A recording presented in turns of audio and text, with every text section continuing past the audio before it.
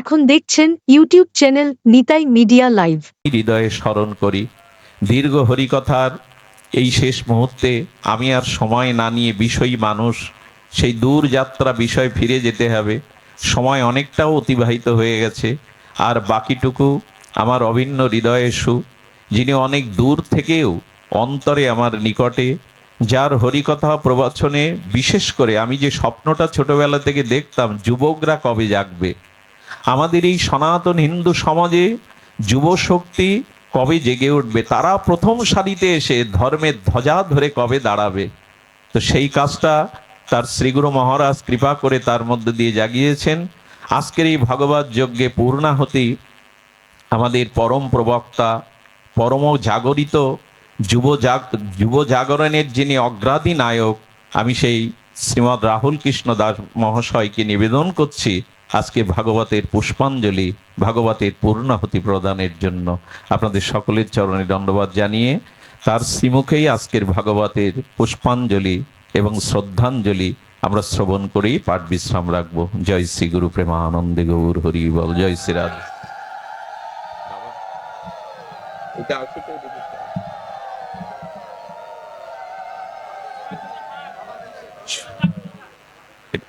এইটা সাউন্ডটা দিয়ে দাও।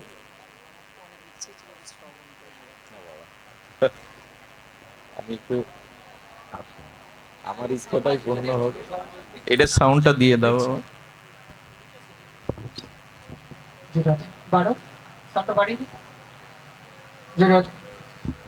জয় শ্রী রাধে। এইটাই দেই, এইটা গৌর হরি বল।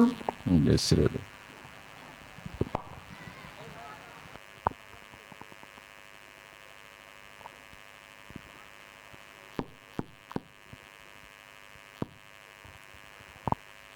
জয় নিতাই, জয় শ্রী রাধে, হরি বল।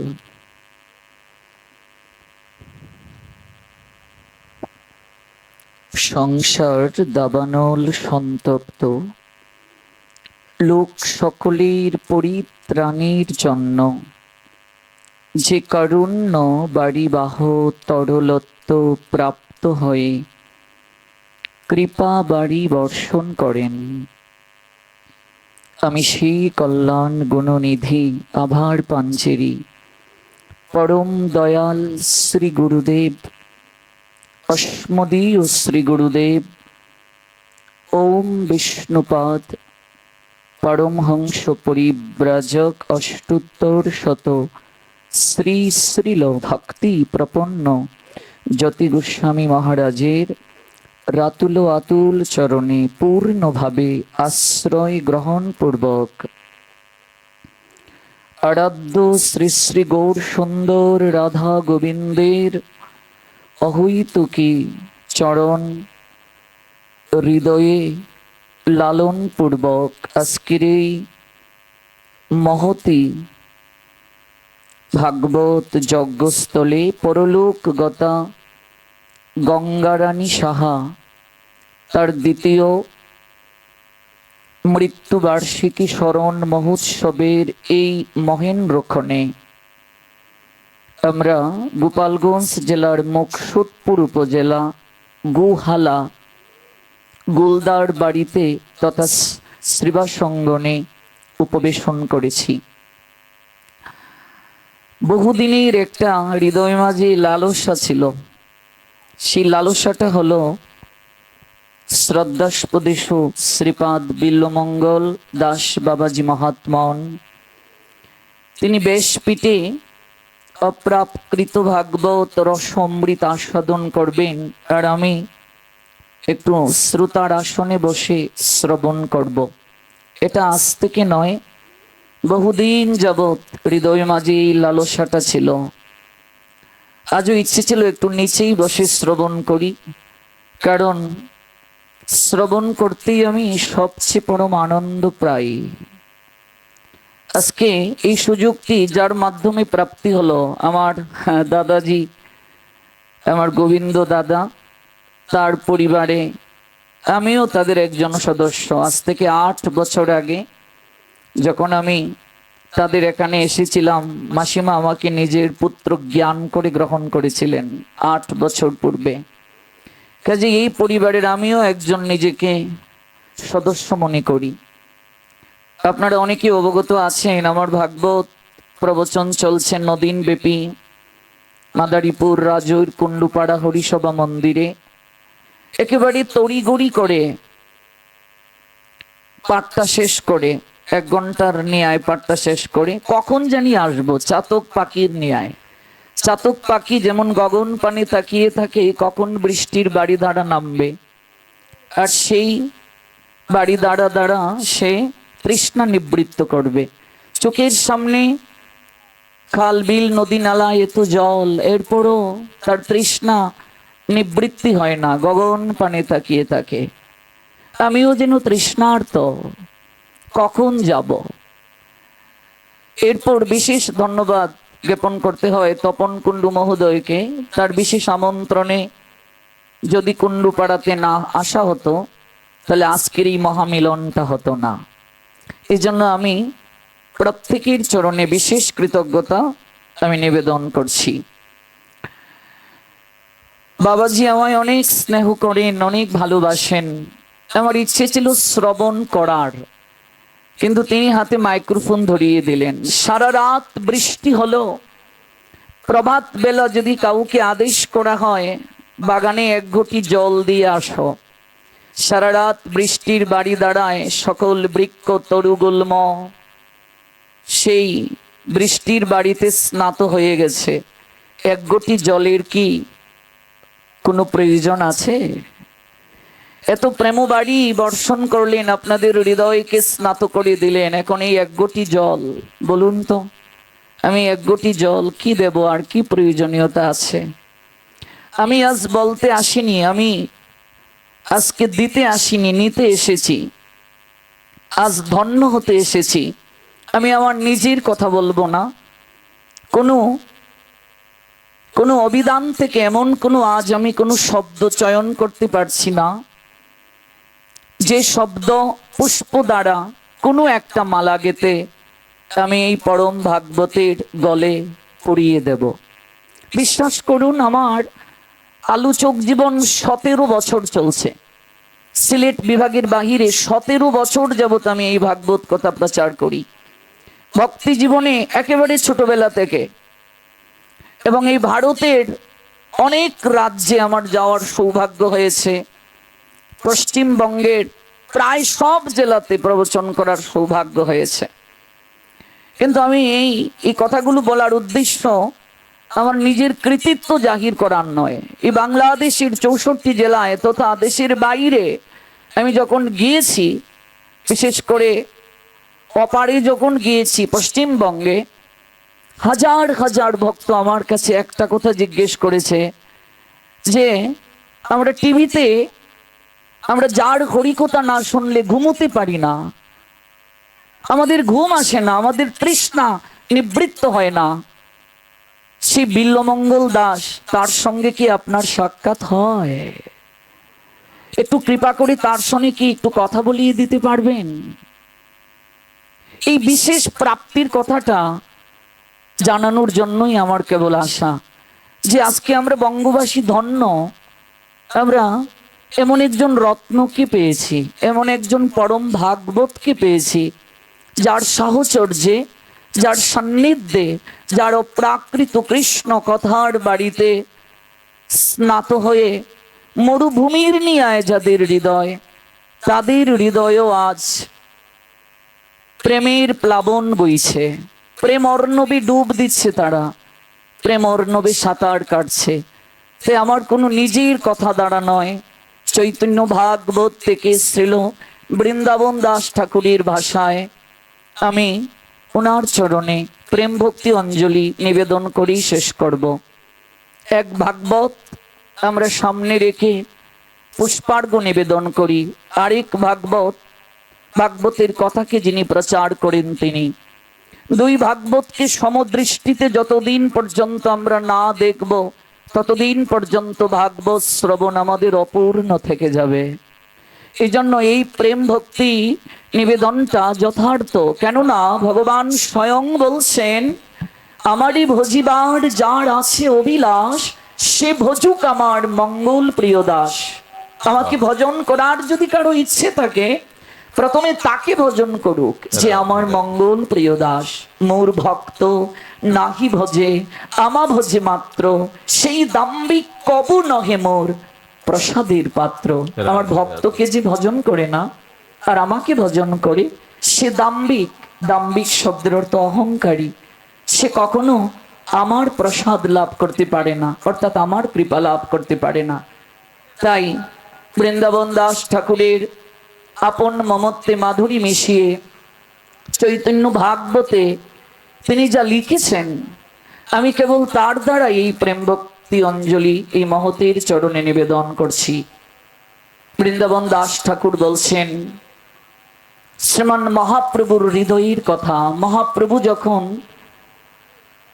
গয়াধামে গিয়েছিলেন জগৎ জীবকে আচরণ করে শিক্ষা দেওয়ার জন্য, পিতৃপুরুষের উদ্দেশ্যে পিণ্ড দান করতে, সেখানে গৌর হরি ঈশ্বর পুরীপাদের চরণ দর্শন করে কেঁদে কেঁদে বলেছিলেন, প্রভু কহে গয়া যাত্রা সফল আমার, যতক্ষণে দেখিলাম চরণ তোমার। গৌর হরি কাঁদতে কাঁদতে বলছেন, আজ আমার গয়া যাত্রা সফল হলো আপনার মতো পরম বৈষ্ণবের চরণ দর্শন করতে পেরে। আমিও বলছি, এই দক্ষিণবঙ্গে ভাগবত কথা প্রচারে আসা আমার সার্থক হলো এরকম পরম ভাগবতের চরণ দর্শন করতে পেরে। আপনাদের মতো সাধু সজ্জন বৈষ্ণব মহাত্মা মহাজনকে দর্শন করতে পেরে আমারও এই আশাটা সার্থক হলো। প্রভু কহে গয়া যাত্রা সফল আমার, যতক্ষণে দেখিলাম চরণ তোমার। তীর্থে পিণ্ড দিলে নিস্তরে পিতৃগণ, যেই যারি পিণ্ড দেয় তরে সেই জন। তীর্থে যার উদ্দেশ্যে পিণ্ড দান করা হয়, কেবল সেই ব্যক্তিটি উদ্ধার প্রাপ্ত হয়।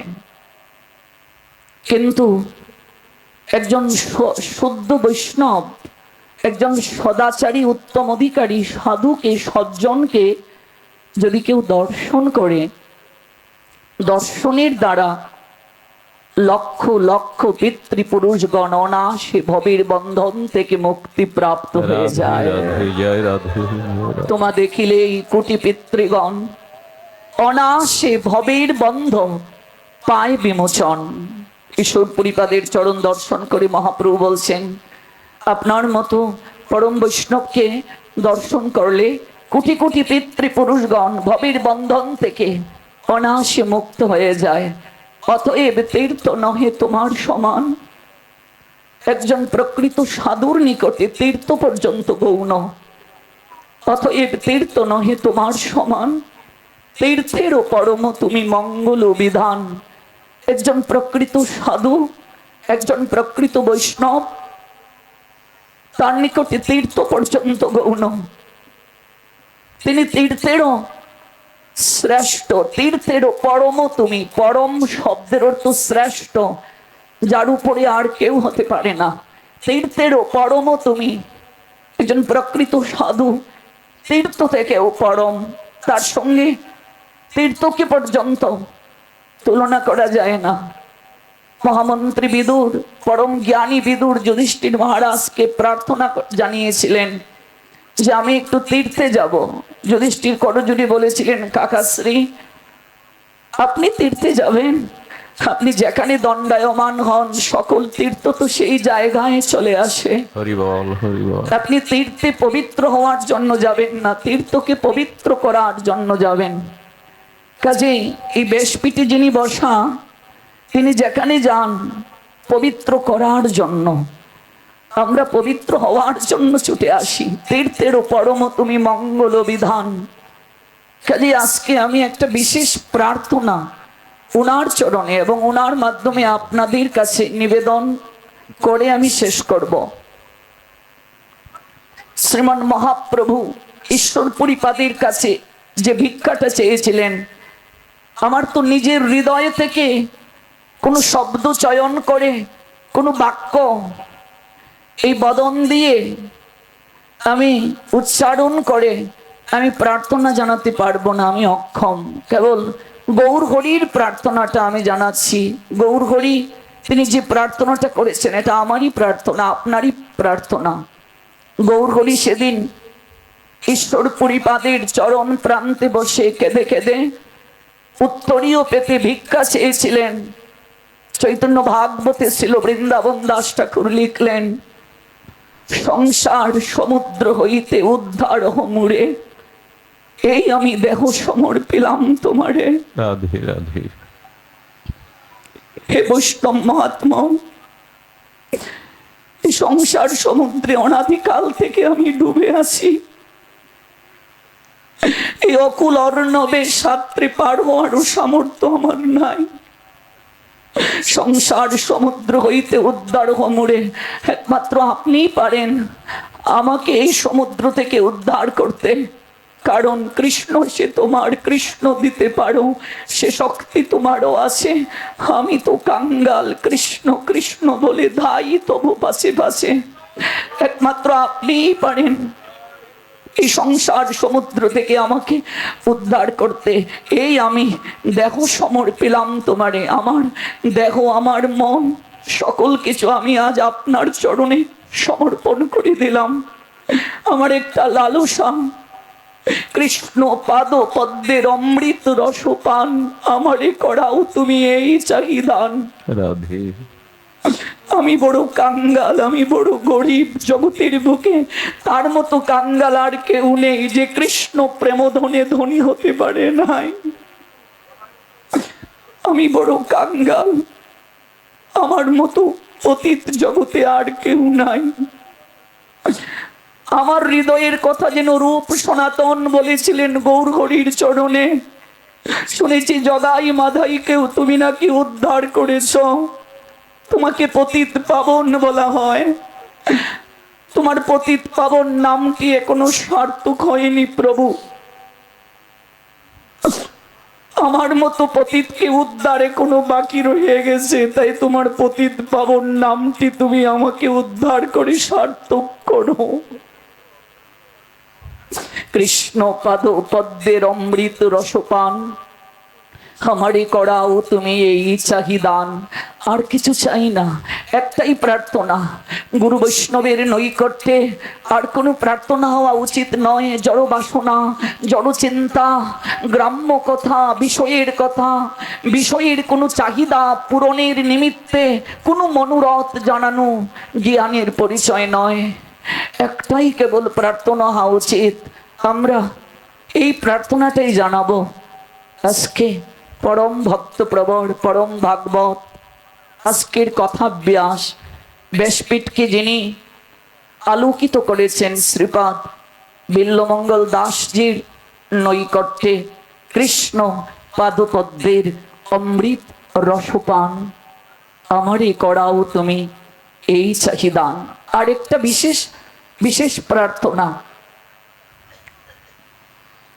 দবির কাশ সাকর মল্লিক তখনও রূপ সনাতন হন না, অমরার সন্তোষ যখন প্রথম গৌর হরির সঙ্গে সাক্ষাৎ করার জন্য গিয়েছিলেন,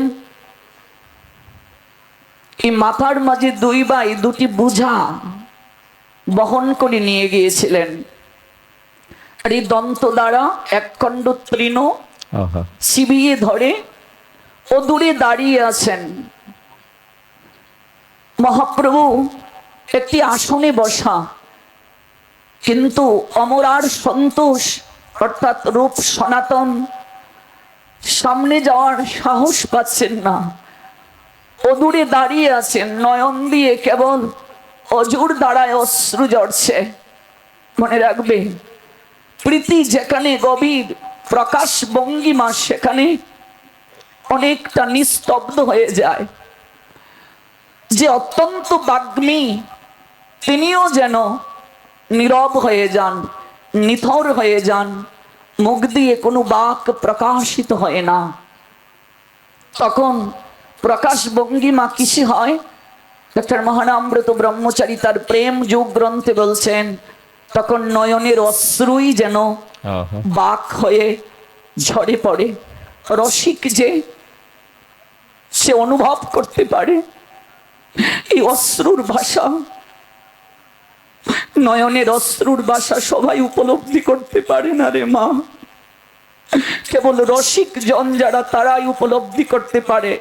কাজী রসিক শেখর গোবিন্দের এই অপ্রাকৃত রসশাস্ত্র, ভক্তিশাস্ত্র, ভাগবত রসিক ভক্ত জনের জন্য, আর কারো জন্য নয়। রসিক জনের জন্য। আপনারা যারা রসজ্ঞ, আপনারা যারা রসিক, কেবল আপনাদের জন্য। সুধীর ভোক্তা যারা, সুধীজন যারা, আপনাদের জন্য।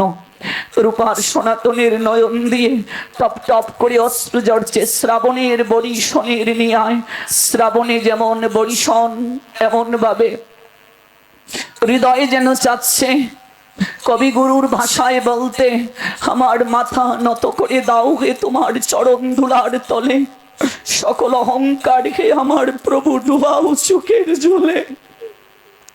আমার যত অহংকার আছে নয়নের জলে ধুয়ে মুছে তুমি পরিষ্কার করে দাও।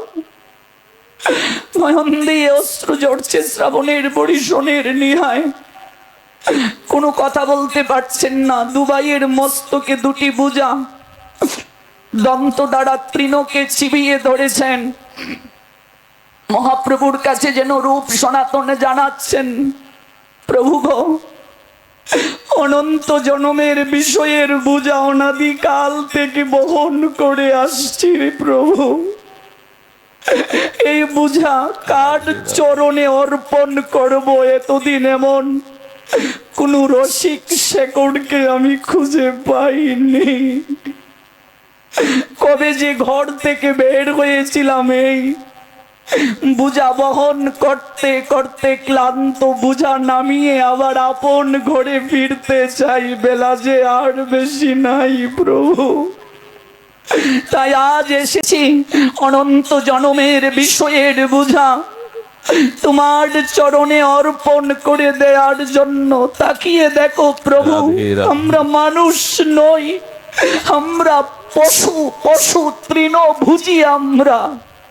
তাকিয়ে দেখো, আমরা মানুষ নই, আমরা পশু, গাধা, গাধার নিয়ায় অনন্ত জনমের বিষয়ের বোঝা বহন করছি।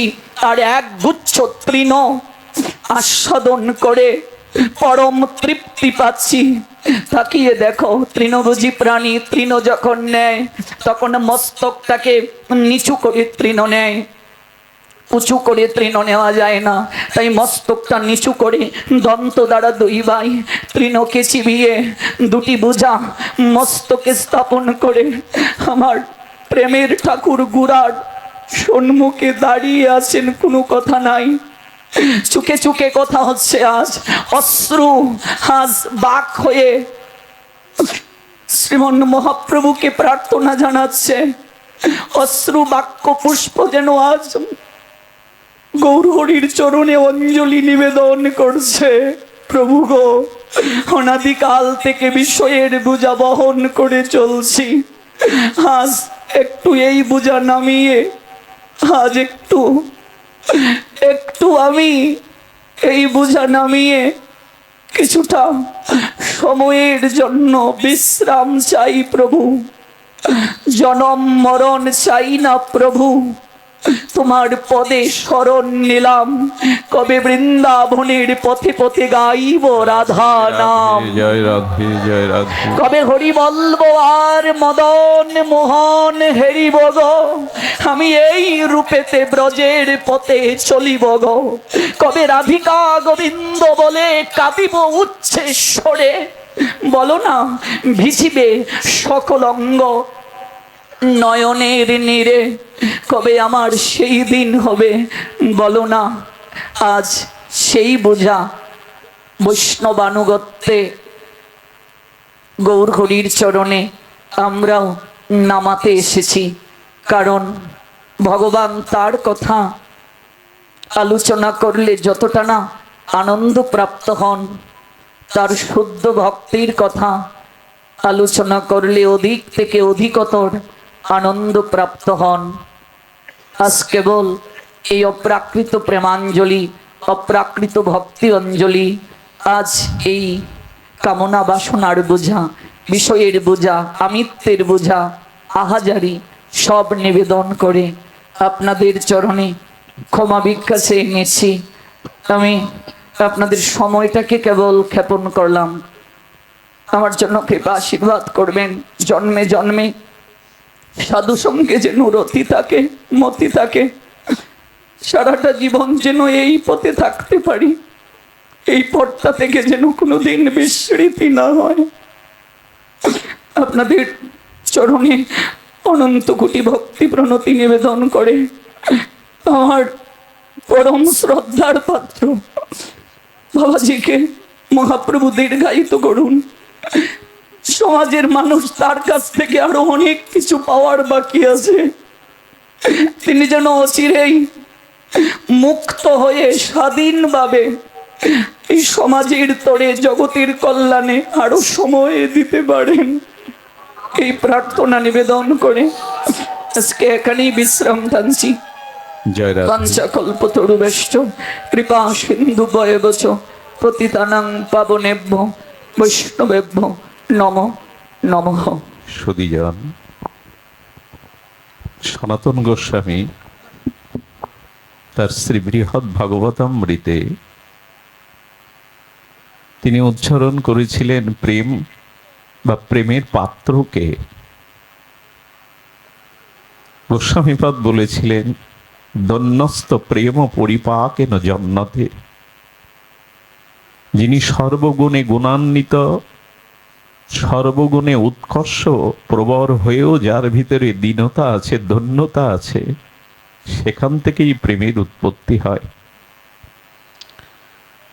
আজ যার শুভাগমনে এই ভাগবত নিকেতনে ভাগবত ভক্তিযজ্ঞের পূর্ণতা পেল, একটি কথা বারবার মনে পড়ছে।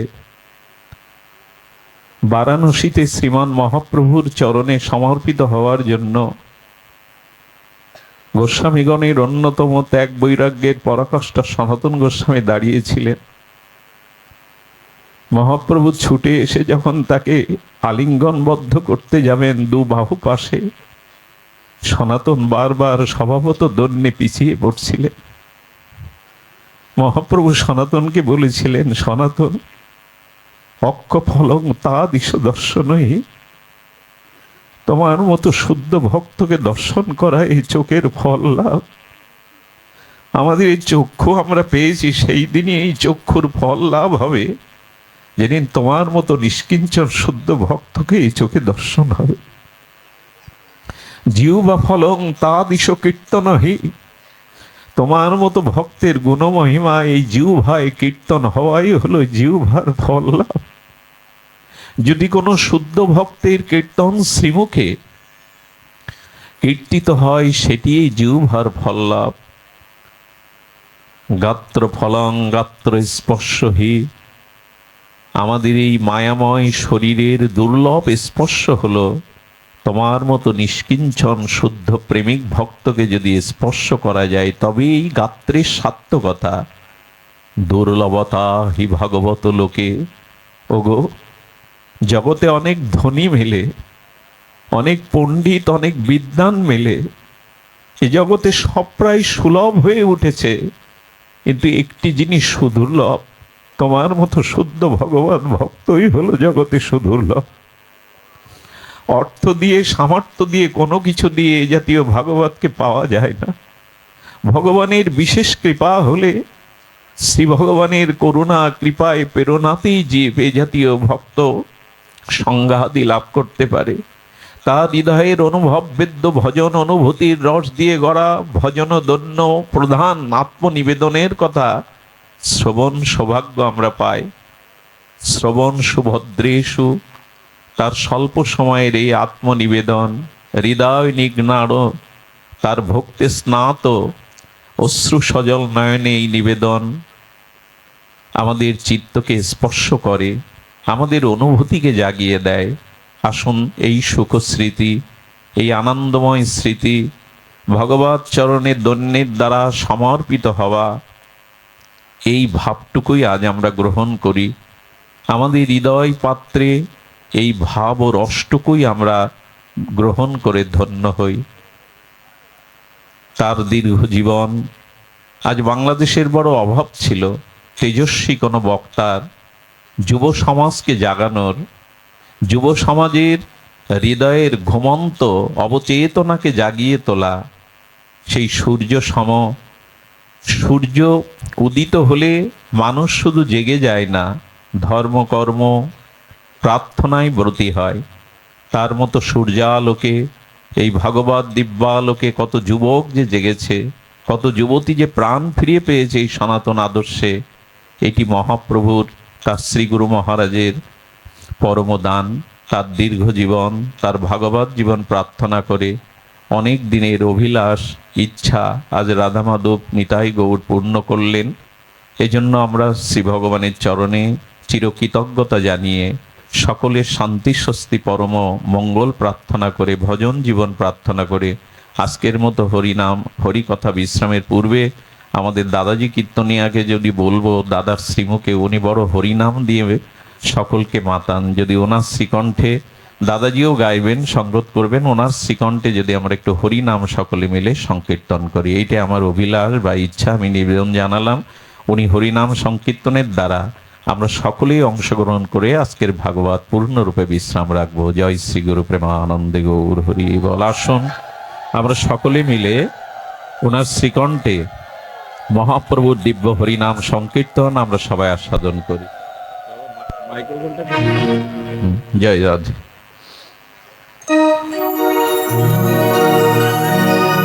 বাবা এইটা নাও, এইটা নাও। আপনি একটু বলুন, দাদাজি বলুন, বলুন, আপনি বলুন, বলুন।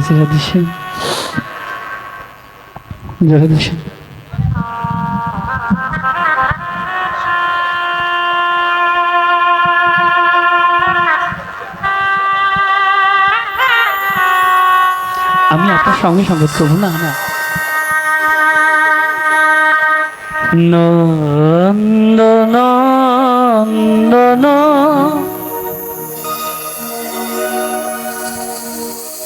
যশোদা জীবন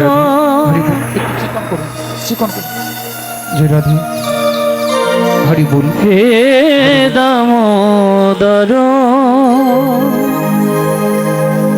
হে মাধব